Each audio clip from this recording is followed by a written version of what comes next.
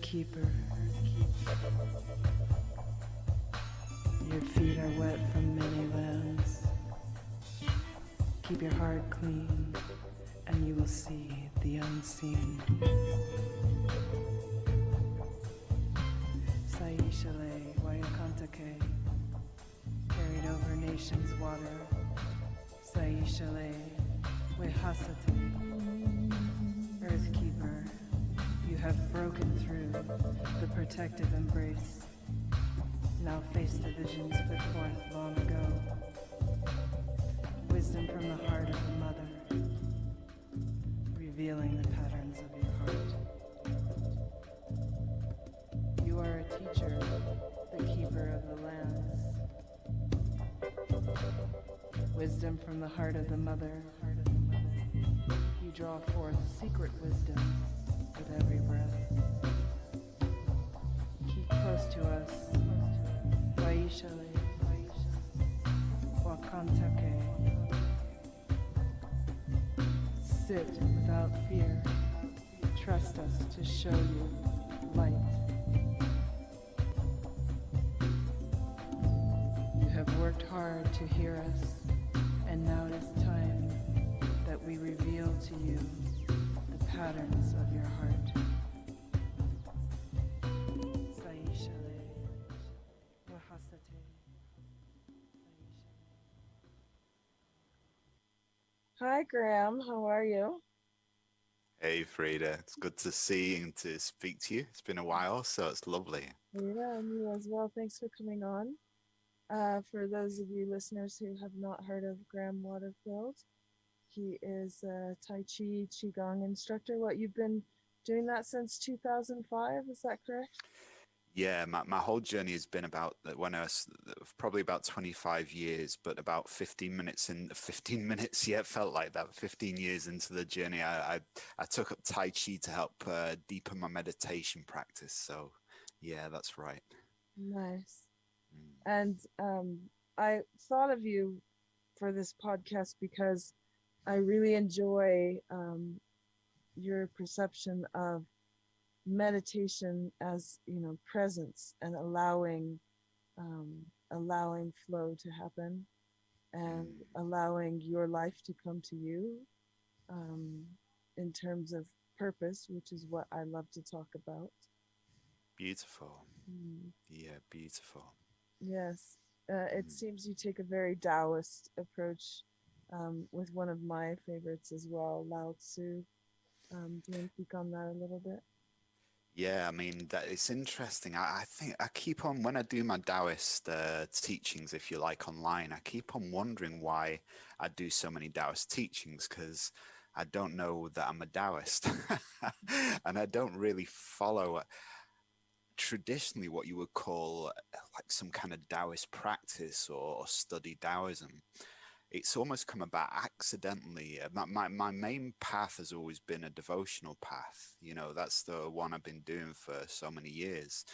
But the Taoist understanding, I suppose, just comes from I do Tai Chi most mornings, so you know I do it out in the fresh air, usually at dawn time, sometimes in the evenings. But the Taoist understanding, I've kind of stumbled across by accident without really trying to do that. And what it's taught me is really that all these practices they lead you to the same place. And it's interesting. I guess I speak from a Taoist perspective because I usually do my teachings and posts while I'm sat in nature, maybe, or just following a Tai Chi practice. And I suppose the essence of Taoism is within the type of practices you find in Taoism. So for example, when I'm teaching Tai Chi, this is a moving meditation. So I have the principle of movement, um, but also the principle of meditation, which is stillness. And so I guess the teachings come from that place. But yet, then I listen to some maybe Taoist teachers, and they speak about certain Taoist practices, certain Taoist, they see as Taoist perspectives. and I don't really resonate or find myself aligned with them. They seem quite complex. Mm. Um, Whereas if I read the pages of the Tao Te Ching, or some of the translations, I find that the simplicity seems to resonate with me. It doesn't talk about complex practices, or like elements, or the way the chi is meant to flow in the body. Lao Tzu really points to emptiness, emptiness of being, which is all the masters that I've read about speak about this. Christ was a Taoist, and that means Lao Tzu was a Christian, in so much as they're going to the same source of knowledge. Whereas Lao Tzu would speak about, the emptiness, or transcending, or being free from thoughts and thinking. Christ teaches that as a piece that is beyond the understanding, when of course understanding is thinking. It's a conceptualization. And so they're talking about the same thing. So when Christ is given a Taoist teaching, like, be like the birds in the air, they don't reap, they don't sow, yet they're completely looked after. Mm. Lao Tzu is pointing to exactly the same truth. The Tao means the great way of things. And Christ says, I'm one with, like paraphrasing a little, but I'm one with the way of things. I am the way, I am the truth.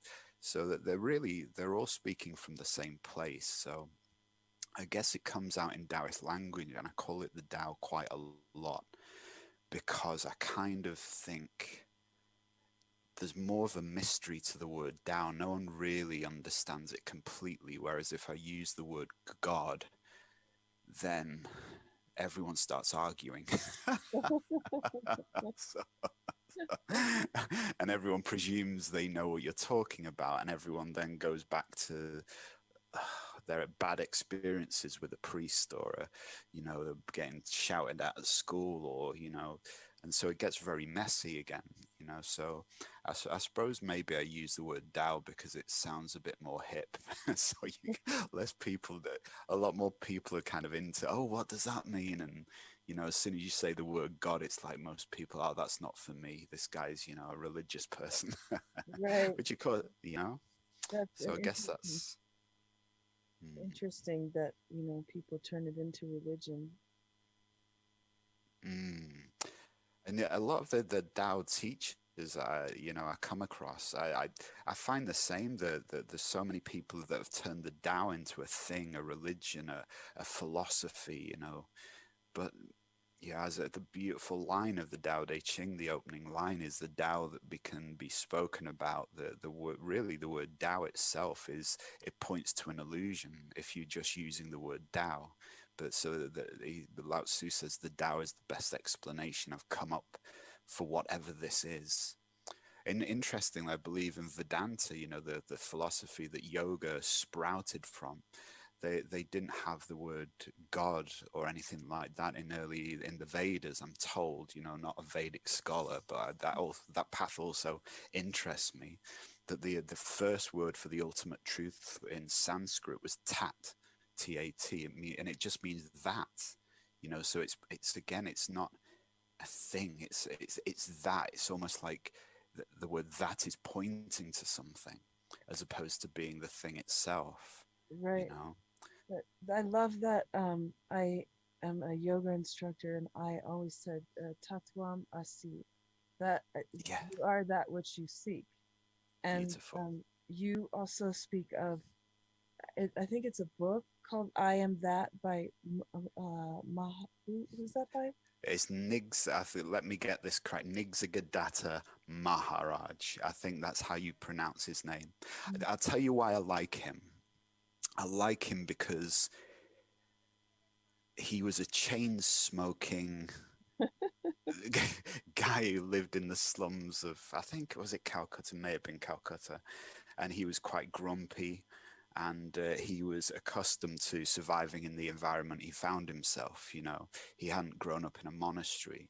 So I like him because so many of the saints and Buddhas are portrayed as floating around on a lotus flower on top of a mountain, speaking with a calm voice, and I don't feel any alignment with that. That's not me. Like, but the idea that so there was this kind of Buddha who was awakened in the slums of Calcutta and made his money out of selling roll-up cigarettes on the street, and was quite grumpy, and but somehow in his presence people travel from all over the world just to sit in that presence, because within it they had this thunderbolt realization, this instant awakening that they were that also, temporarily in the early days. So I quote him a lot because I feel his teachings are very grounded. It shows, it's not about, he spoke about his physical body just living out its karma.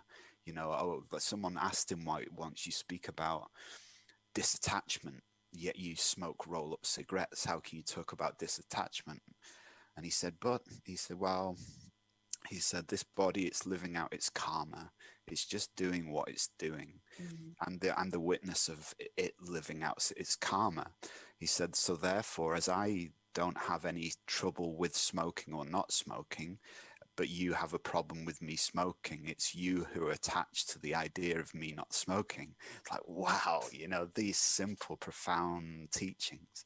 Not that I recommend smoking or not smoking, but I like him for that reason. And yeah, his famous book, this was an international book, and I think there's a power in this as well, because he lived a very simple life. He wasn't interested in money or fame or anything like that. He just taught. And so one day, I think his daughter wrote down his teachings. Thought, wow, the world, or at least these teachings need to be put in a book. So she wrote out this book, I Am That. And so he wasn't even interested in writing a book. It was just written about his teachings, and then became this international phenomenon that he had nothing to do with. So again, it shows the power of just, as Lao Tzu, writes the Tao Te Ching, not as an international bestseller, a book to make him famous, but as a series of teachings for a guy at a guard post as he was riding off into the mountains on an ox. So they weren't even after fame, or fame just happened for them. Well, it's amazing how the underlying current for one finding their purpose, so to speak, is this idea of being presence, or being present, and Yes. also um, the witness that you know you're just here as the witness of that being presence. So I think these days it seems that we're moving more into just the flow and the presence, and Mm, allowing that to come through you. And for me, that's how I began to understand my quote unquote purpose, and how this podcast came about, because I spent so much time seeking and wanting somebody to please show me, tell me who I am, tell me how I do, tell me what I am. What is this? What did I sign up for? What am I doing here? What, just asking what, why. And the moment that I got it for myself, that all I have to do is be present. For this life does me naturally, it flows through me, life flows through me. And that's what I am choosing to witness and share and talk to people about. How did you come to that point? And for me, it's also about movement allows that deeper flow. I was never one who could sit in meditation. I'm like, what the hell is this? Sitting and being quiet and ouch, and I mean, nothing's whatever. I can dip into the space when I'm walking, when I'm talking to somebody at work or whatever it is, because I'm present in the situation. And there's something that you say about what meditation really is.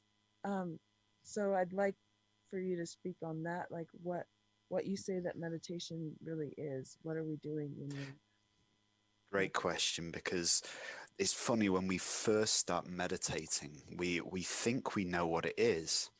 And then that whatever we think we know what it is, we try to achieve, and it's so like, and then so we get a moment's peace. Oh, this is meditation. Oh, I'm peaceful now that my mind is completely quiet. And then inevitably for everyone, the mind starts up again. And then we think, oh, I'm not meditating now. What am I getting wrong? And then we get stressed and we hate ourselves and we think everyone else can do it and we can't. And suddenly we're creating a big problem where we didn't even have a problem before we started meditating. So meditation, let's look at what meditation is in the Bhagavad Gita. Krishna tells Arjuna to learn to control his mind. And Arjuna says, I can't control my mind. It's all over the bloody place. Of course, I'm paraphrasing that. So he said, I have no control over my mind. So Krishna says, learn to do so through yoga, and really and meditation as well. And so he's saying really that meditation is a process of, well, let's say there's two things. So let's use even a modern day version of the word meditation, which we could say is mindfulness. So then we have two things. We have a practice of meditation, and then we have a state of being called meditation. And this is where it gets, a bit tangled up. Mm-hmm. So a practice of meditation, as far as I can see, after studying different ways and teachers, meditation, generally what we're talking about is a practice of concentration. It's the ability just to let the mind rest on one thing. But that's not meditation. That's the practice of meditation. So that one thing can be quite often very popular now is the breath. So we might just rest the awareness for a while on the breath. Or we might use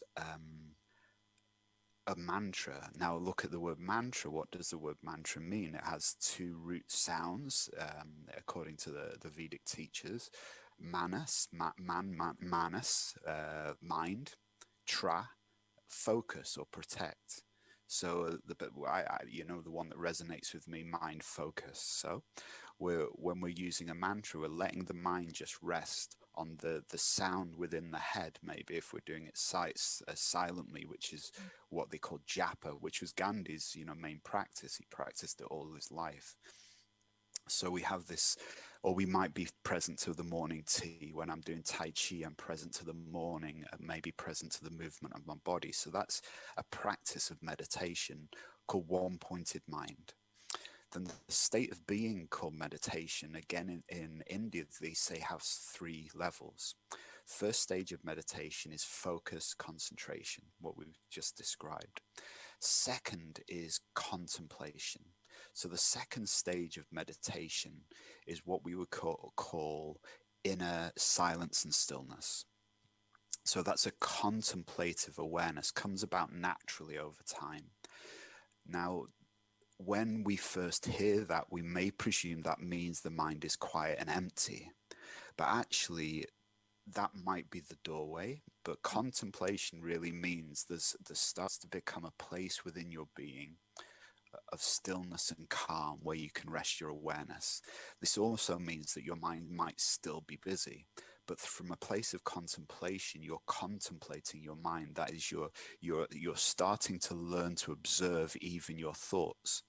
So the thoughts become like clouds passing through a sky, or you start to observe your central nervous system and the feelings in your body, but you're not swept away by the tide, the stream of activity in your being. You're actually in a vibratory state of stillness or calm awareness. So this is contemplation.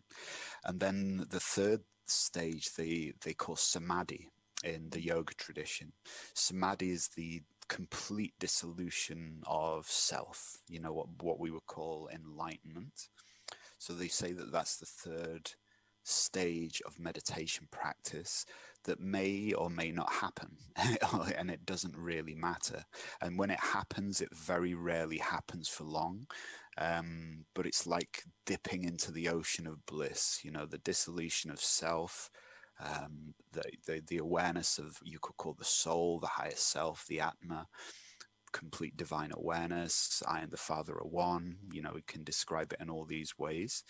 But actually, it says that we don't tend to dwell there in the samadhi states, because there's no interest in the body anymore. So, you know, they say if your body can't survive the samadhi state for more than 21 days, because why would you eat? Why would you drink? You know, it just doesn't matter anymore. So for the purpose of this conversation, we tend to, or just general conversations around meditation, we talk about the contemplative side, you know, the present, I am now, the observation. So we have those two things. The first is we learn to concentrate because initially, because in that concentration, as opposed to having 10,000 thoughts, as Lao Tzu calls it, the 10,000 things, we're just having one thought. So if you imagine the in Buddhism, they say the mind is like maybe a lake or a still pond, and that every thought is a wave within that. So when the mind is busy, that place of pure being, Buddha, nature's soul, is like the moon shining down on the pond. So when it's full of ripples, it's very fragmented, the reflection of the true self, if you like. However, when we've learned to calm the mind, just one thought, maybe just one ripple, or, you know, slight movement on the water, eventually, obviously, we get to a place of contemplative awareness when there's no movement, but then it starts to reflect the true self. Right. And those people we call saints, Buddhas, who can live in a more fixated place, or a more stabilized place. You know, we can all have that, you know, that the awareness of the Buddha nature, the soul, it's always there. But yeah, over time, we're learning to calm the being to reflect that true nature. And what we call, what we know when we're there, we know in ourselves when we're there, and we know when we're around other people who are there, not because they wear certain clothes, or not because they get a title, but because they just peaceful. They're more compassionate. They take on the qualities of the true self. So they start to have compassion for all beings. They start to have more wisdom that's even beyond the mind. They just have this peaceful aura, which isn't forced. It's not the trying to be something. So yeah, I guess that is quite a long answer to your question. It was a beautiful answer, and it reminds me why I so enjoy Tai Chi and Qigong as a physical practice, slash now it's become just dancing, just moving and breathing and being, Beautiful. because I have such amazing open access to samadhi, but I'm present, being and doing the movements that are occurring naturally when I'm dancing or when I'm doing Tai Chi Qigong. I mean, that takes more of a mind focus, which I love, because that puts you in the repetition, you know. So it's a different way of practicing mantra when you're doing Tai Chi and Qigong, because the movements are very specific uh, to allow your presence to flow. Where at a certain point, yeah, you're not thinking about those movements. You're not thinking. You're just doing and breathing and being um, that which you are. So that's what I ended up using those practices for. And I just love that we have such a great toolbox to open up the treasure chest of understanding what is this thing here that I'm in? What is this body that I'm in? And what does the mind have to do with this body? And then from that, where's my spirit? What is this? What is this really? What is spirit? What is body? What is mind? How do they interact and co-create my existence? And that's a part of your journey that I also love. So um, if you don't mind speaking a little bit on, and I know you and I have had this conversation quite some time ago when I first discovered you, um, about how in the heck did you, what process did you go through to realize that it's really so freaking simple if you just quiet it, if you just make it still, if you just slow it down, if you're just present. That's a great question. Thank You you. know, I remember I was about 40 years old, and I remember praying to God, the universe, and everything, and saying, "Bloody hell!" I was like, "You had Christ up on the cross for 3 days. You've had me up here for about 10 years now." So, like, what's going on? You know. So I just thought, maybe instead of using spirituality as a way of hating myself, thinking there's somewhere else to get to, not seeing myself as good enough. In other words, I think spirituality was me hitting my head against the wall for 20 years and wondering why my head was hurting. Just, or that, maybe more accurate, that would that be knocking on heaven's door with my head. Wait. Right. And then almost, I think Rumi says something around the lines of, I can't remember the phrase. I would love to be all wise and remember it at the moment, but I know, and something like the door's already open, stop knocking, something like that, or Mhm. something along those lines. So what drove me, I think, is the only thing that drives everyone, suffering. Suffering. Do I want to finally reach my conceptual idea of nirvana and heaven, which I've been chasing and finding bits of and losing, or do I just drop the idea of heaven and nirvana and find out that I've been here the whole time, and it's been the searching that's been screwing me up, Mm. do I really want to integrate Christ's teaching of the kingdom of heaven is already at hand, or the Buddhist teaching that nirvana isn't a place, but I think the translation of nirvana is simply the end of suffering. So in other words, do I just want to drop this idea of separation that it seems my mind is creating? And that, now I'm not saying it was like, oh, okay, I got it, you know. It was like, oh, okay, I get it. And then it was about 15, 20 years later, it's like, you know what, I should have start living this now. So it's like, so, I read The Power of Now, and it's like, oh, the initial Satori going through loads of suffering, that, this thing about a pain body, and the pain body is just made up of thinking. And then it's like, oh, right, for 10 years, I tried to stop thinking. That didn't work. So, and so slowly, I think I've been dragged kicking and screaming into myself and into the moment. Mm. Like, really? No, I'm not that. Surely, and that, I know that everyone says that, but this guy with he's got hairy shoulders now, and in his 40s, and nasal hair's growing really quick, and I've got hairy toes now. I didn't have those 10 years ago. Can this really be a divine being? And so, yeah, that's been my journey. A slow, painful drag. You heard the story about the guy walking, or the woman walking on the beach and looking back on the life. And so that then the original story is that the person turns to the angel looking back on their lives and says to the angel, I've had so much suffering in my life, and I'm looking back on my life and I'm seeing all those times of suffering.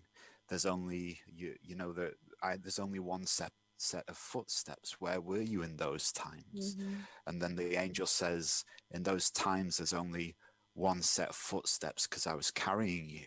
And that's like that's the story of compassion. But then there's a story I heard more than that. And then the person says, what about those? Well, I'm looking back on the times in my life, and when I was really suffering, there's just this two lines in the sand. And what's that about? And that's when the angel says, oh, that's when I was dragging you kicking and screaming. So Right? that's been my path. That's been my Yeah. path, being dragged kicking and screaming. Have- And so I suppose I'm just trying to think, maybe the thing was, I gave up on searching. I realized that searching was painful.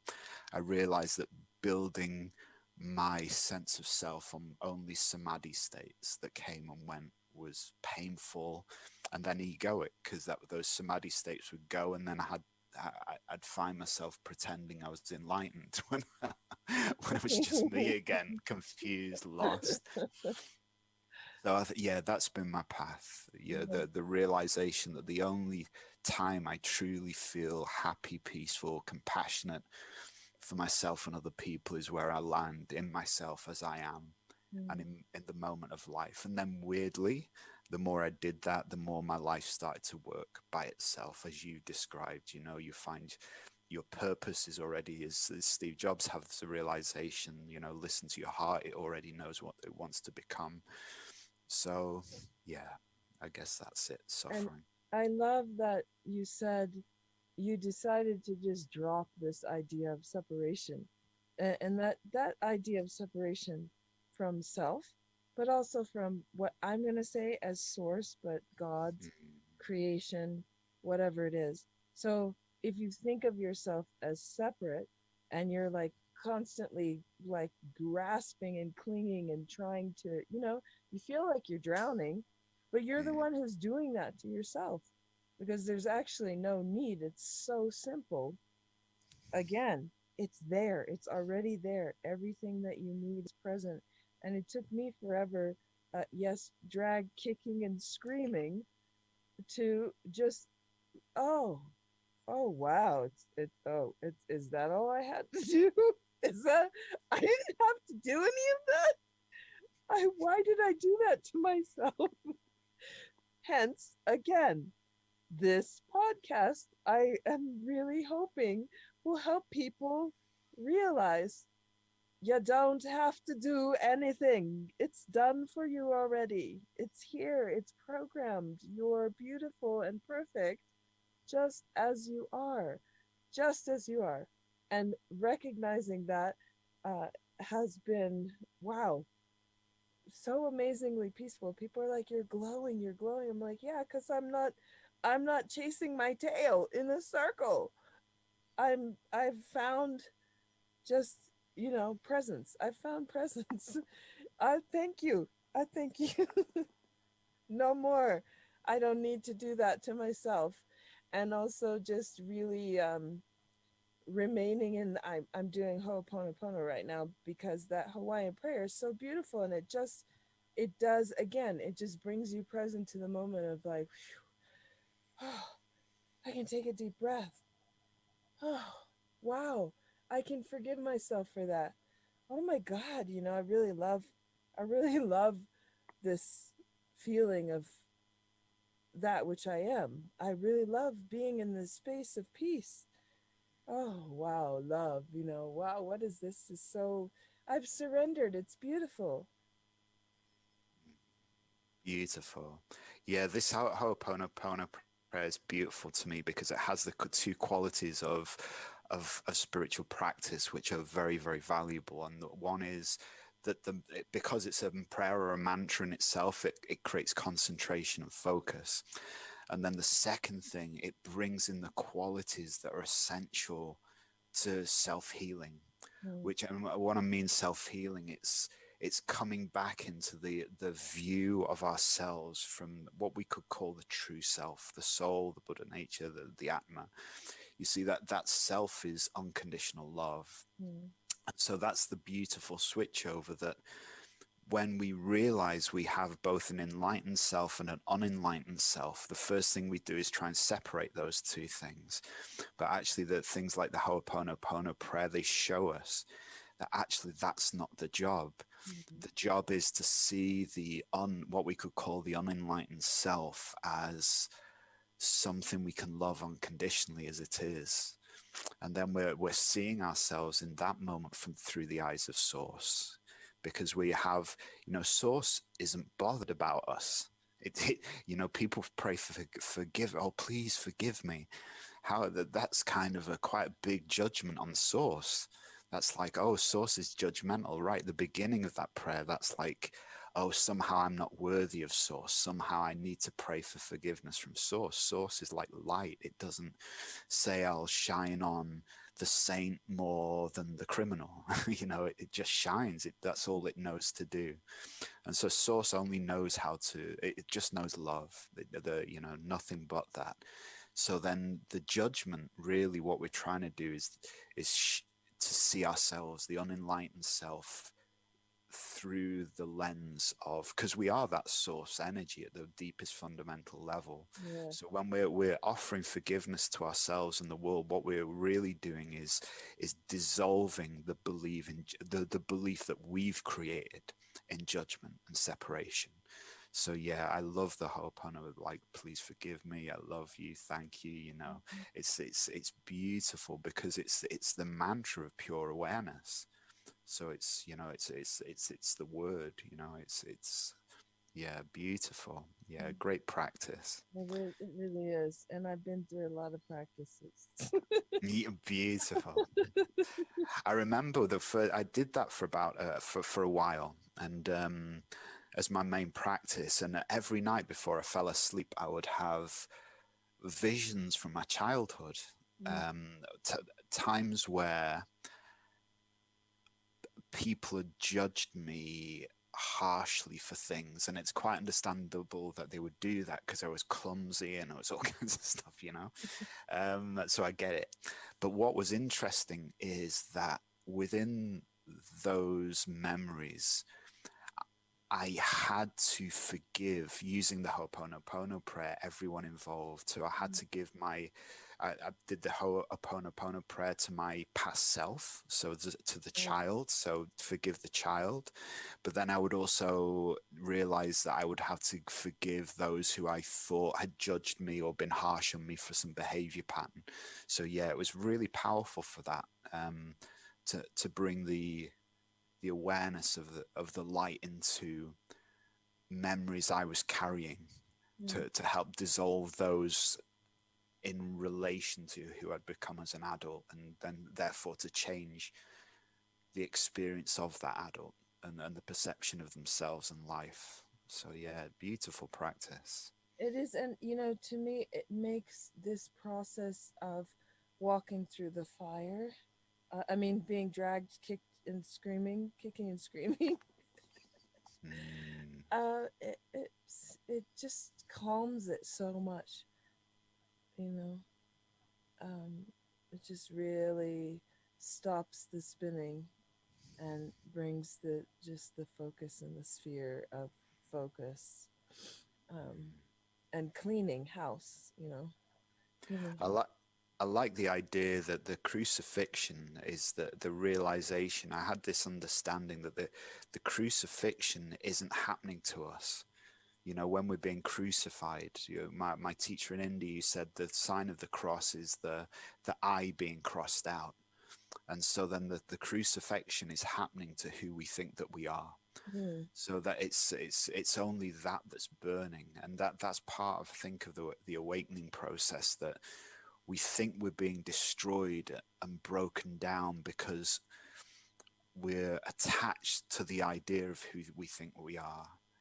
And then a lot of that suffering might not even be coming from what's actually happening. It's coming from the reaction we're having to what's happening, and what that means, and how that always happens to me in the past, how this will mean that this thing is going to happen, the future.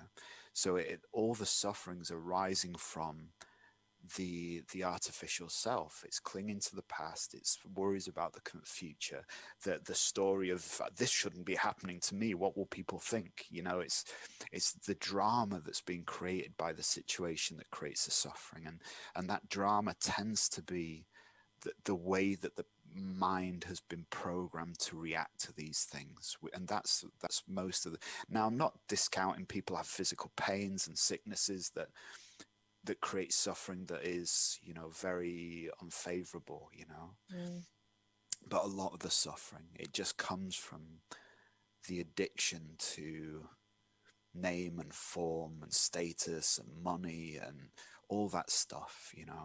But the bizarre thing is that Christ tells us that once we find the kingdom of heaven, he said, what one of my favorite teachings on what you could call the law of attraction is that he says, seek first the kingdom of heaven. Now he's already told us that that's at hand. It's already in our midst. So first find what already is. And then he says, and act, I think, with righteousness. Now, righteousness is a problem because Lao Tzu says, be careful of righteousness. So, because it can pump up our ego, it makes it, I'm right, you're wrong. You know, I call it sometimes rightness. Like, I'm right, you know, it's the problem. So, I prefer the word love, you know, so act with love, compassion. And then he says, so first, be in the present. Secondly, act from a place of love and gentleness and compassion. And then he says, and that everything will be added unto you. And so really he's saying when you live in that presence, when you're gentle and compassionate with yourself and others, everything that you like Sue says, you know, that the ocean is the lowest. The ocean is lower than all the streams, which is why all the streams run into it. He said it's its humility that gives it its power. In other words, you know, as the Dalai Lama says, you know, the higher you become in really in your nature, the lower the lower you have to bow down. So, you know, and I think that comes naturally because the more light that you hold, the more you see your own darkness. But then, you know, we hopefully I've explained that darkness isn't a problem. So our humility comes from the realization that, oh, right, I've become some level of awake. But within that, I see that I'm just as broken as everyone else. That hasn't changed. So I'm nothing special. But what I have is the ability to deal with my brokenness, my jealousy, my insecurity, that hasn't gone away. And I think that's why you see a lot of the Buddhist monks laughing all the time. You know, they're laughing at the human condition. Here I am, you know, it's the cosmic, eternal, deathless self has incarnated as a hairy little guy with neurosis and self-importance. I mean, if that doesn't make you laugh for the rest of your life, you know, like I could have been anything. I could have been stardust, a cosmic consciousness, and here I am, this hairy little guy from Manchester with neurosis and self-importance issues. If that's not funny and doesn't keep me laughing for the rest of my life, I don't know what will, you know? Right. So then, I just keep hearing talking about desire, because that's been a big part of my journey, is clinging to this desire to be something, this desire to, to need, to have, to want, to be, to do. So I just wanted to hear your thoughts on desire. Beautiful. That's such a great question. So the Buddha says that, you know, it's the it's the root cause of all suffering. And I think then that can be understood. When I first heard that, I thought, okay, I'll get rid of all my wants. And for a few years, I hadn't realized I'd become so full of attachment to non-attachment. I was so proud that I didn't have attachment. And this was one of the biggest attachments I ever had. Like I was sick all the time. I was grumpy because everyone had night to buy me food, you know, I was just, my life was a mess, but I was so proud, you know, and now I was Buddha-like because, you know, I didn't own anything. And it was just, my life was a mess. And so I think what I would describe as desire is the belief that something that we don't already have or something we aren't already can fulfill and complete us. Wow. So that there's artificial desires, which is, I need this to be happy. Now, I would say desire is a perfect thing. Desire is like, look, there's something missing here. I should be happy. I should be peaceful. So I would say desire is the faulty understanding that's been programmed into us since birth, that the end of suffering lies in me getting something outside of myself. You know, maybe the emptiness, which is the doorway to my soul, can be filled with money or adoration. Now, of course, we need money, and it's nice to have people love us. No one's going to deny that. You know, we're social creatures, and being loved and loving is one of the most beautiful human conditions that there is. But the problem is that when we grasp for that, when we demand that the world loves us, then because we have a desire to be loved, that's when no one really loves us, and we think, oh my god, this person's a pain in the ass to be around. You know, they demand to be loved, and you know, you hear the celebrities, you know, that are hard to be around because they demand adoration or they demand this, and they don't get the very thing they're looking for. But people might pretend to love them when they're famous, or you know, they can get something out of them, but it's not real. So desire is, yeah, it's the belief in separation and the grasping for something to fulfill that pain, that we're separate, that we're, whereas that there's another form that I'm comfortable to call desire, which is a natural desire. So when we're in that place, we tend to like the light has a desire to shine. We could say that way. It doesn't need the desire because that's what it does. But when we're in ourself, we start to have natural compulsions to serve, to be kind, to forgive, because that's the nature of this self. We also will have a desire to look after this body because the body is um, the container for the soul.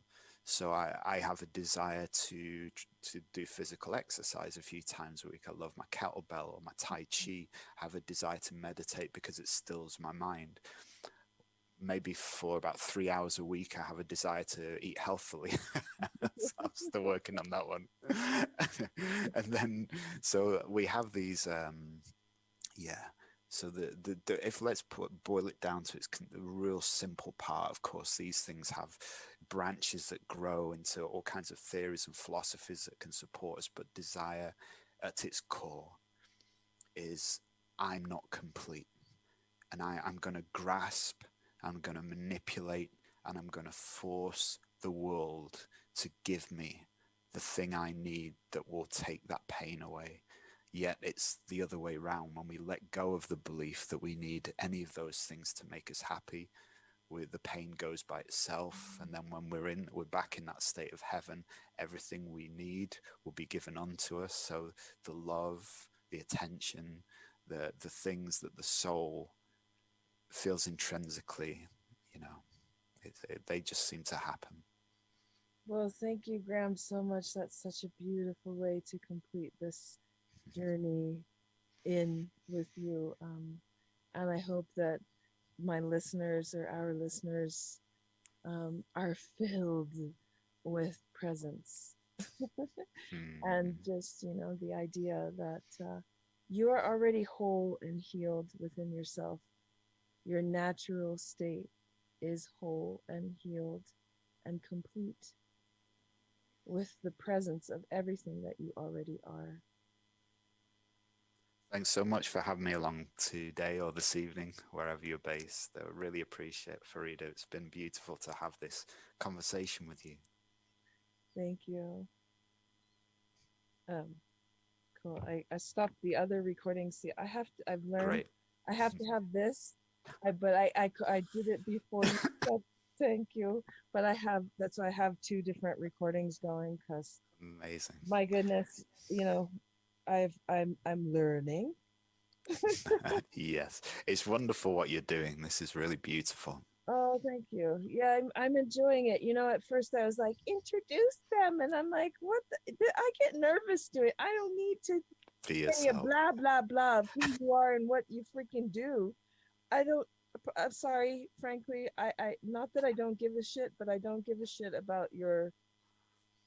I want you present here, us, Beautiful. having this open conversation so that it is fully driven by love and presence and whatever you want to call it, God, who, whatever.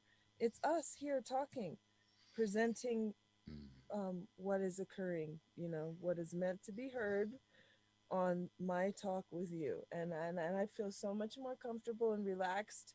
Like it's 11 whatever, it's midnight now, whatever time it is. I'm like, I'm just here. Okay, I didn't want to. I woke up, I was like, Yes. fuck, I was in a dream. I'm like, what are you doing? I was like, okay, Great. I gotta catch Graham. You're important. Like, I really love your presence. I love what your energy and the gift that you have that moves through you. And so it was just such a perfect conversation. Thank you. I really enjoyed it. Thank you so much. It's been the first of these I've ever done, so it's really Nice. great to speak to you. Oh, yay. I'm so Mm, glad.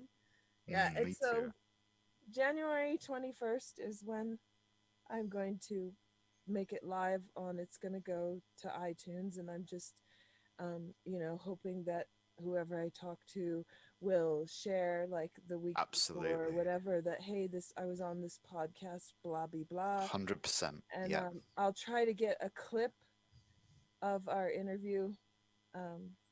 I just take a 5-minute clip and we can just put that out. But then another friend Great. who I interviewed said, we can put these interviews on Facebook, or what, little clips of Amazing. these interviews, you know, or I could just have Send it me live a, real quick to talk.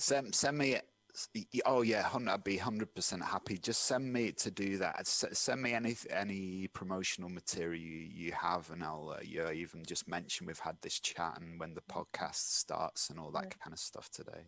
yeah, yeah. I'm excited. So am I. Yeah, I look forward It's to listening to your other ones as well. Yeah, thanks. Yeah, you have a really beautiful, natural way of presenting as well, Farida. It's very natural. It's you also. There's a lot of interviewers, and this is fine as well. That no, how should no, it's I'll stick to you. You're one of your beautiful things is you're just happy to listen, you Oh, know, and to absorb, but also to share your experiences, which are also beautiful as well. But yeah, it felt very natural to have a conversation with you. It's really lovely. it's thanks. It's what drives me. I've always and it's funny because now that I've allowed this to move through me and said, okay, okay, okay, okay, I got it. I'll do it. Amazing.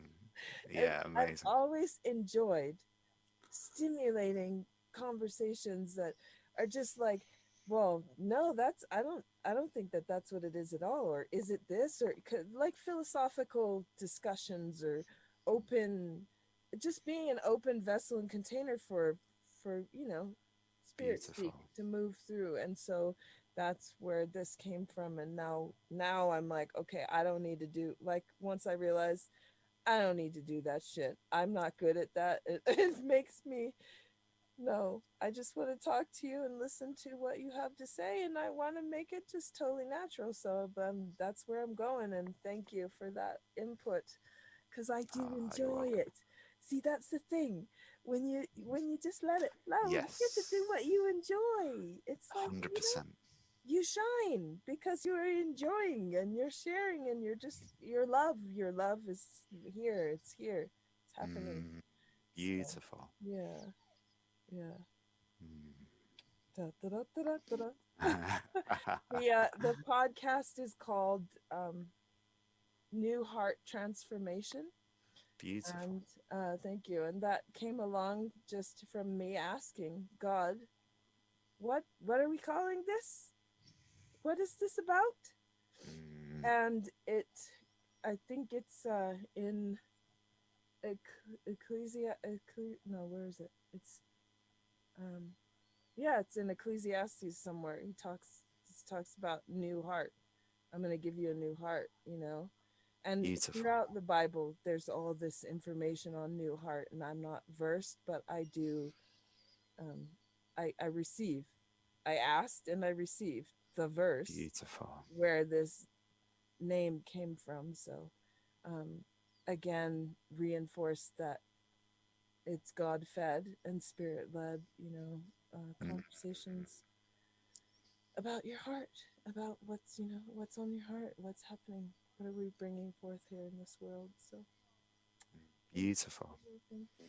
Oh, thank you. Thank you. And I guess I'll speak to you soon, but send me any information or materials you want to share, and I'll be happy to do that. Awesome. Yeah, I feel like January's so far away, but I'm like, oh shit, it's It's coming December's quickly. almost gone. Yeah, definitely. So yeah, wonderful. Have a Well, great yeah, day. thank you, and have a beautiful sleep. Thank you. Like, see, I got, I'm learning from this little lady. She's Oh, just a baby. She's oh, a it's so tiny cute. baby. Is Yeah. she letting you sleep without attacking your feet all night? Oh hell no. She climbs all over my face. Oh, she get to this point between 12 and 2. She's Yes. like a frisky kitty. I'm Yeah. like, girl, can't you just do this? She got her shots the other day, and this is how she was all night. I was like, mommy gets to sleep. I didn't Brilliant. I didn't want but she's like, no, I want you. Oh, Oh, that's so yeah. sweet. Her name is Tavali Oh, Nalamanuel. beautiful. Yeah. She's Hi, cute. Diwali. Yeah. Tavali. She's like, I sleepy. Amazing. Mm. Yeah. All right, love. Cheers. See you again soon.